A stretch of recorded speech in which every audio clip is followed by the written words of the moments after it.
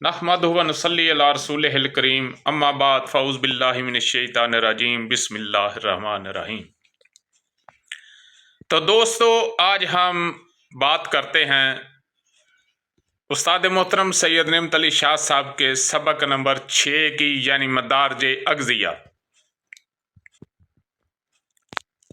आपने तशख़ीस दुरुस्त कर ली, अब आपने तजवीज़ भी दुरुस्त कर ली। मरीज़ को उसके मदारजे मरज़ को समझते हुए, उसके मुतासरा मकाम को समझते हुए आपने बेहतरीन मदारजे मर्ज़ के मुताबिक दवाई दी। लेकिन अगर आप अग़ज़िया के मामले में, ग़िज़ा के मामले में अगर आपने सही तजवीज़ ना की तो आपका इलाज जो है वो मुकम्मल नहीं होगा, नाक़स होगा, उसमें रुकावट आएगी। इसलिए मदारजे मर्ज़ के मुताबिक मदारजे अदविया की जहाँ अहमियत है, वहाँ मदारजे अग़ज़िया की भी उतनी ही अहमियत है। तो मेरी बात को गौर से सुनिए और इस पर अमल कीजिए। इंशाअल्लाह आपकी तजवीज़ व तशख़ीस जो है वो बेहतरीन साबित होगी। अगर आपने मुहर्रक और शदीद दवाई दी है तो उसको ग़िज़ा भी आपने मुहर्रक और शदीद देनी है। अगर आपने दवाई मुलय्यन दी है तो ग़िज़ा भी मुलय्यन देना होगी। अगर आपने दवाई मुसहल दी है तो ग़िज़ा भी मुसहल की तरह की होनी चाहिए। तो ये बात ज़हन में रखिए कि ग़िज़ा जो है, कोई भी ग़िज़ा जो है वो मुकव्वी नहीं है। ग़िज़ा के 4 ही दर्जे हैं और इसके मुताबिक उसका इस्तेमाल जो है वो ज़रूरी है। हर दर्जे की मुहर्रक, शदीद, मुलय्यन और मुसहल ग़िज़ा का आप खुद अंदाज़ा लगा सकते हैं। मसलन आलू जो हैं उज़लाती असाबी हैं, उनको आपने आग में भूनकर इस्तेमाल किया तो वो मुहर्रक होंगे। उसको अगर आपने, जैसे कढ़ाई गोश्त बनता है वैसे आपने सालन बनाया उसका सख्त किस्म का कढ़ाई की तरह, तो वो जो है वो शदीद होगा। और अगर उसमें आपने थोड़ा सा शोरबा कर लिया है तो वो मुलय्यन होगा।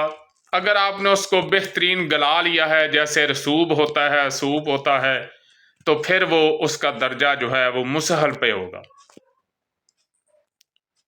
इसी तरह गोश्त को ले लें। अगर आपको आग में भूनते हैं, जैसे टिक्का और कबाब हैं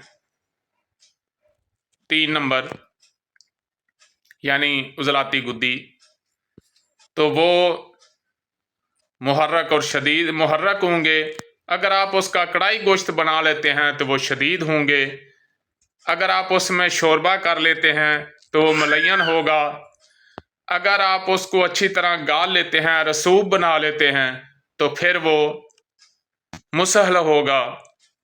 इसी तरह हर नब्ज़ के, हर मर्ज़ के मजाज के मुताबिक जो भी ग़िज़ा होगी उसको आग पे भूनेंगे तो वो मुहर्रक, सालन की तरह भूनेंगे तो वो शदीद, शोरबे वाली होगी तो वो मुलय्यन, और बिल्कुल रसूब की तरह उसको गला लेंगे, यखनी बना लेंगे तो फिर वो मुसहल होगी। तो ये बात ज़हन में रखिए कि जिसको आपने मुहर्रक दवाई देनी है उसको आपने ग़िज़ा भी मुहर्रक देनी है, दवाई शदीद देनी है, ग़िज़ा भी शदीद देनी है, दवाई मुलय्यन देनी है, दवा भी मुलय्यन देनी है, ग़िज़ा भी मुलय्यन देनी है। अगर दवा मुसहल देनी है तो ग़िज़ा भी मुसहल की तरह की होनी चाहिए। और एक बात और ज़हन में रखिए, अगर आप दवाई मुलय्यन और मुसहल दे रहे हैं और ग़िज़ा जो है वो मुहर्रक और शदीद दे रहे हैं तो आपको बहुत बड़ी नाकामी होगी। आपके जो इलाज है उसमें रुकावट होगी। वमा अलैना इल्लल बलाग।